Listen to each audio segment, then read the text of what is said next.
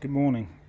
We're just cleaning up some mats and bits and pieces, but I need to get some small rubber to put underneath that, and maybe some foam as well, because I think sometimes rubber can keep the damp in, so I don't know whether to put foam in, but then I'm worried about foam keeping the damp in as well. But also we've got the manifold back. So here's the exhaust manifold, nicely machined flat. Yeah, machined flat by Precision Engineering in Horsford. Beautiful job, that. That's a marble surface, that's not moving at all. So what about that? Brilliant. Waiting on some parts from LR Parts. For some reason the guy didn't leave them on the doorstep yesterday, so I've told him to leave them on the doorstep today. There's an exhaust manifold gasket, so I can bolt the turbo back in, bolt that front pipe exhaust on, and then we can get a proper measurement for what we need, the 440mm that we need to weld in the middle section.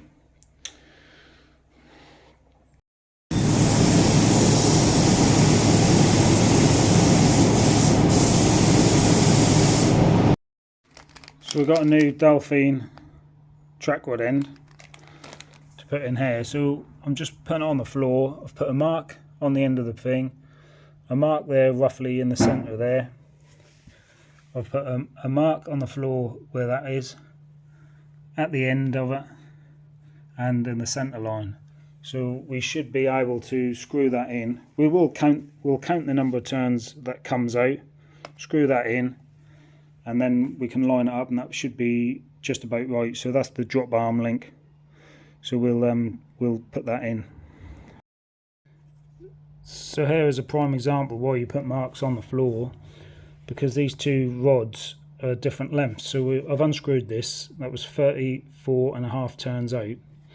Obviously we're not going to get 34.5 turns with this one because it's a bit shorter, but we'll wind it in and then we can double check it with our marks on the floor. So that's why you mark it on the floor on a desk, so you know exactly you're getting it in roughly the right position. Obviously we're going to have to do the tracking anyway, but that should be roughly correct if you do this technique. Remember to add plenty of copper grease. I've put copper grease in the hole as well, and we should be able to wind that in and then double check it with our marks. So here it is, we've lined it up exactly where that was before. We had this hole, this mark was the centre hole, this mark was roughly at the end of that line, and that mark was right at the end of the drop link. This mark was right where that was. As you can see, we do need to come out a little bit because we put the mark at the end of there and the mark at the end of there, so we'll wind that out a couple of turns and try and get that as level as we can. You can see there now that that's roughly in the correct place. Obviously they might need a little bit of adjustment, but that's probably as good as what you're going to get it by eye. Maybe that could go back one turn, to be honest. So there we are. Probably could do coming out again one more turn, but I've tightened that up. So that is roughly where that should be. If we just move that and we sit that one there where that was. Obviously we've moved that end, so that's not in the centre position anymore.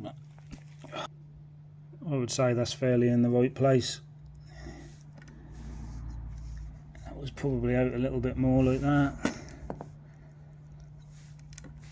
So if we take that one out of the way, put this one back. That isn't too bad. Double check this end. I marked it there, marked it at the end, marked the centre hole. So there we are, it's roughly in the right place, and when we do take it to get the final tracking done, that shouldn't be too far out. We received our delivery from LR Parts. I've got a new one of them for the turbo. I think that should be right. and obviously the exhaust manifold, because we've got that back. So there's the exhaust manifold gasket, and we can get that fitted. We received our other roller felt, being I used it up on the wrong thing, and we can fit that around here, get this one locked in nice and tight, and then we will also be able to pull this old felt out here, which is almost disintegrated, and do the same thing with that. Obviously the joints will be at the bottom here somewhere, and that's a very simple task to do. So you simply fold the felt over and then push it in, and that is as simple as that. You just go all the way around, making sure it's obviously folded properly, and that just go in all the way around.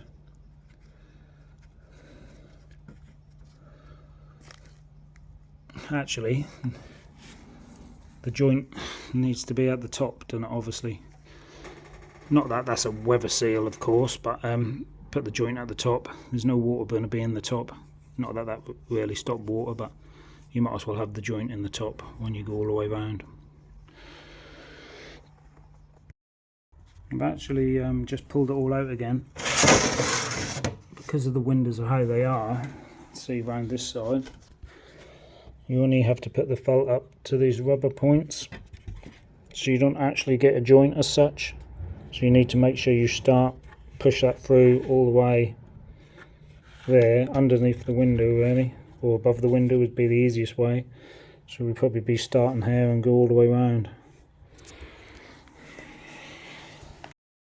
So what I've done is managed to thread it right through the window and pull it out the other side. So I'm going to pull it round and then see if I can thread it along the back, so we get a continuous round circle, and then obviously do it to the other window as well. I actually took it all out again, but I've got it in, so I wiggled it under the bottom, kept moving the window like this, and then used a screwdriver to push this along while I drawed the window back. So if I got this rubber up, basically the felt is just tucked under that rubber. It's a bit tight there, you see. It's actually got to be pulled back the other way.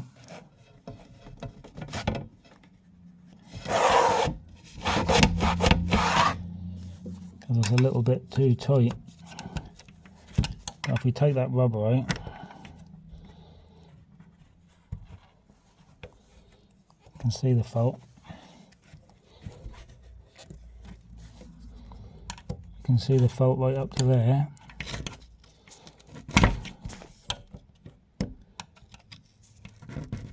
Let's pull that along a bit. That's quite good. Put that rubber back down. And we've got felt all the way along that. Make sure that's twisted in properly. So the felt is in nicely. We've just got to get it over the top of the window. So pull this rubber out so we can push it back as far as we can. And we're just folding it in.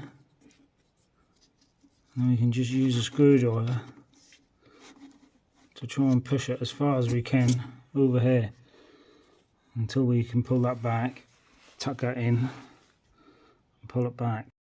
So once you've pushed it as far as you can that way, you pull the window back, put it all in there, and then we can feel we're here with the thing. So now we can pull that along with a screwdriver. Just pull the window back a little bit so we've got a little bit of slack. We can just move that and keep feeding it in this end, just like we did at the bottom, until we pull that all in all the way. And that is how easy you can get that in. A little bit fiddly, but there we have it, all the way in, nice and solid.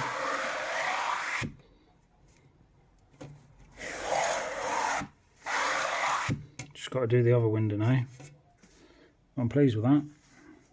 And you get plenty of felt on the roll to do both bits. You can see here how rotten the old felt is. So I'll just dig that all out and then put some new in. Try not to fill up, and then try not to fill up the nice new felt. I think I'll go around the other side.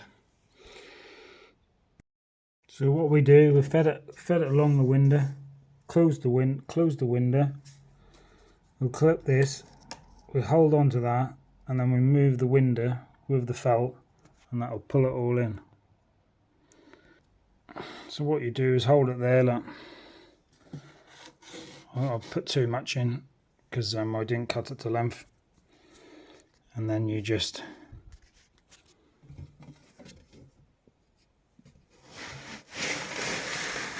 and that pulls it in, and we tuck this bit in again.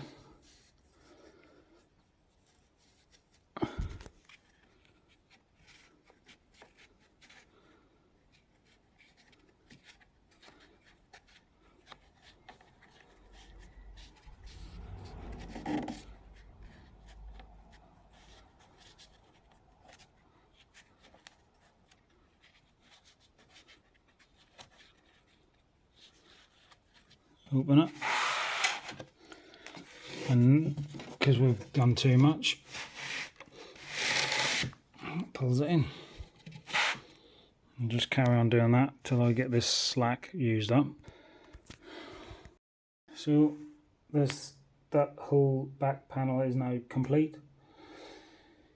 I didn't video it, but I have fitted the exhaust manifold, the turbo, and fitted that to the terra firma stainless exhaust, ready to cut our bit to weld in. Thanks for watching. So the felt is actually a really good product because you get a bit left over, and you can put that between your floors.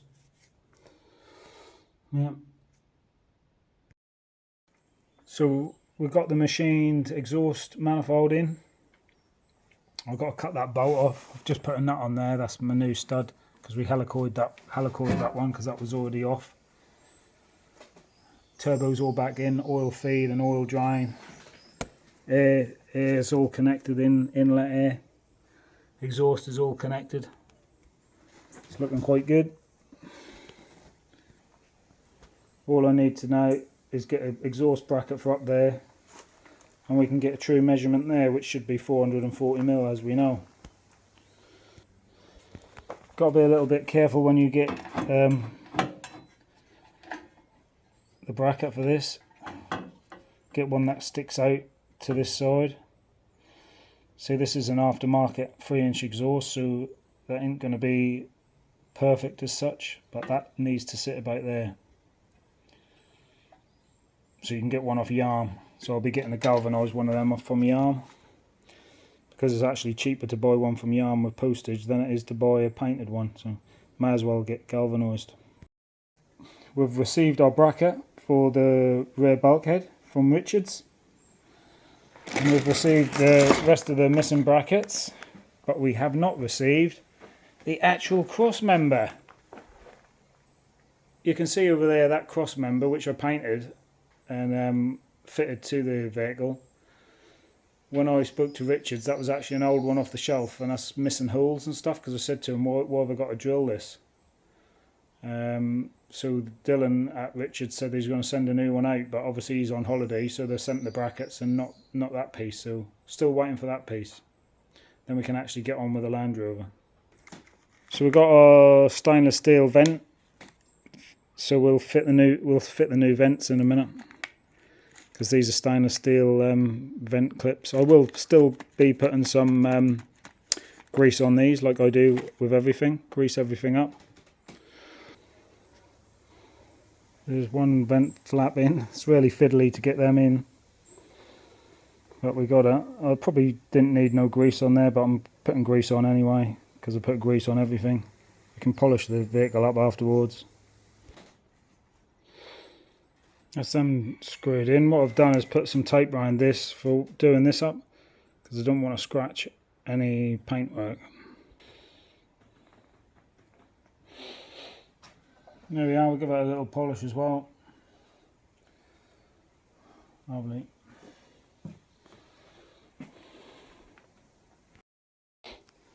I didn't notice we had the caliper pipes as well in here, but we'll get these brake pipes fitted. They go along the back axle. We'll get them ready, get them fitted into the T-piece. They're actually nicely made bits of brake pipe. They were from eBay. Can't remember the name of the person. If anyone want to know, they can, well, they can have a look really, but I can let them know. I think they were 30 or 40 pounds. They might have been a little bit more than that, but overall a good deal. Good strong copper, nickel copper or something. So it's good bits of pipe. And there's the brake lines fitted to the T-piece, running along the back of the chassis. I think that's where you run them. They're roughly lining up. Obviously we'll take the wheels off to fit the calipers at some point. And we're still waiting for the braided holes. There'll be a braided holes come from this one to there. And I'm going to obviously tie that one up somewhere safe, because it's just flapping about at the moment. But we'll see what happens when we get the braided pipe. So what I'm going to do now is just complete the some sound deadening. Can put another piece in here, a piece on here, and just sit my mats in and just see what everything look like. So I just put this middle piece in. That's quite difficult to get in actually. I'm not going to put no bonding tape on because there's no need, because it's just foam. So we'll just screw that down. You should always make sure that this is a bit of sound deadening in there. I don't know why it's raised up a bit. I think that's just got to be tucked in a bit better. And that's that. So we've got that front console bit in now. I had to put 2 big penny washers on that side. I have got some stainless steel screws from Yarm. I might have to get some more of them. So we'll just put this floor bit in now. We'll go round with the bitumen, and that'll do. We'll go around with the butyl tape, that's what I mean. I really do love this butyl tape. I mean, that's ideal for Land Rovers. That's cheap. That's just like the Dum Dum that you used to get years ago. And that gives a really good waterproof layer. Just stick it down, peel it off. The screws go through it easy. It's a lot easier to work with than the felt. Alright, I get it, that's probably not too good if you have to start removing floor panels and stuff, but I think that's really good stuff.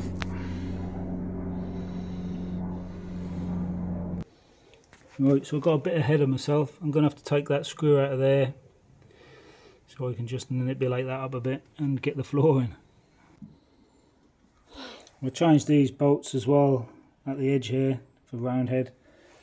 We'll put some sound deadening on. We'll have to put some sound deadening on that floor. We've done all that.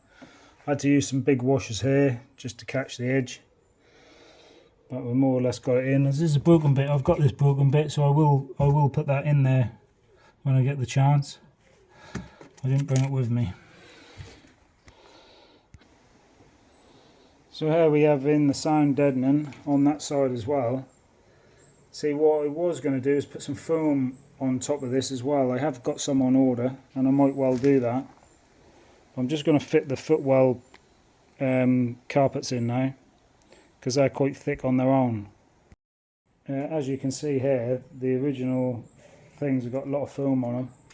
So I think with the sound deadening we're done, we've probably got enough bits and pieces to suffice. So we've wedged this in. I mean, you can't put too much stuff behind this because it won't go in. That's a bit floppy here because it's probably old and rubbish. But otherwise that's fitting okay. So I might put some foam behind it, I might not. The picture's a bit bad. Yeah, so I might need to find a way of just holding that up a bit there. Maybe I can stick that on. But, you know, as you can see, this is quite thick, so do it really need anything else behind it? I'm not sure. I don't know why that's hanging down like that. What I might do is just add some sound deadening to this side as well, just so it's covered everything. But I don't think there's really that much point.